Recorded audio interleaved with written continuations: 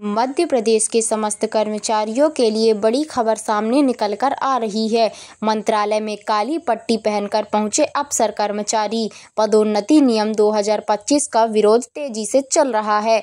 तो साथियों, आइए आप सभी को इस अपडेट का अध्ययन करवा देते हैं विस्तार से। उससे पहले अभी तक आपने हमारे यूट्यूब चैनल को सब्सक्राइब नहीं किया तो यूट्यूब चैनल को सब्सक्राइब करके बेल आइकन को प्रेस करना ना भूलें, ताकि आप सभी को भी ऐसे ही नए नए अपडेट मिलते रहें। मोहन सरकार की ओर से कर्मचारियों अधिकारियों की पदोन्नति के लिए जारी किए गए नए नियमों के विरोध के स्वर बड़े हो चले हैं।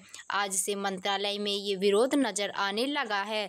यहाँ पदस्थ अनारक्षित वर्ग के अधिकारी कर्मचारी दफ्तर में काली पट्टी लगाकर काम करने पहुंचे हैं।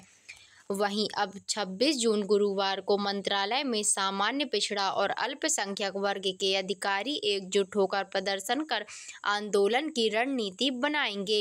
इधर सपक्ष स्पीकर ने भी इस मामले को लेकर आंदोलन की रणनीति बनाने की तैयारी कर ली है। इसके लिए सपक्ष ने 29 जून को बैठक बुलाई है।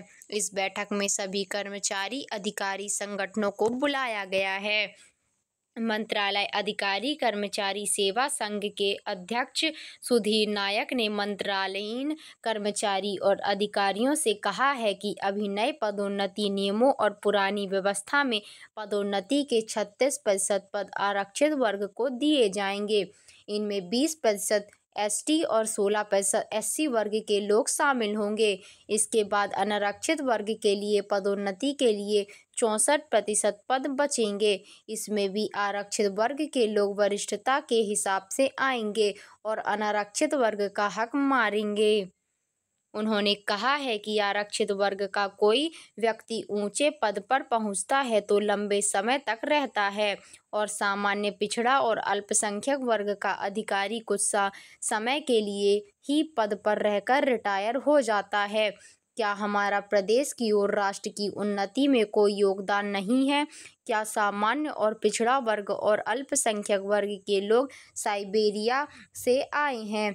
इस तरह की तुष्टीकरण की कार्यवाही सरकार क्यों कर रही है? अंडर सेक्रेटरी के 65 पद में से 58 पदों पर आरक्षित वर्ग के अधिकारी पदस्थ हैं। उप सचिव के 14 पद हैं, जिनमें से सभी पदों पर आरक्षित वर्ग के अफसर पदस्थ हैं। अपर सचिव के 3 पद हैं और तीनों ही पदों पर आरक्षित वर्ग के अफसर पदस्थ हैं। दूसरी ओर सपक्ष के अध्यक्ष डॉक्टर KS तोमर ने कहा है कि बीते दिन 24 जून मंगलवार को मंत्रालय में हुई बैठक में वह भी शामिल हुए थे। कर्मचारी अधिकारियों को लोक सेवा पदोन्नति नियम 2025 के उन प्रावधानों की जानकारी दी गई है जो अनारक्षित वर्ग का हक मारने वाले हैं। तोमर के मुताबिक सरकार तो अनारक्षित वर्ग की बात ही नहीं सुनना चाहती है, इसलिए आंदोलन और कोर्ट जाने के अलावा इस वर्ग के पास अब कोई रास्ता नहीं बचा है।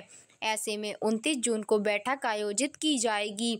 यह बैठक राजधानी के नर्मदी भवन में होगी। इसी बैठक में इस वर्ग के हितों को लेकर रणनीति बनाई जाएगी।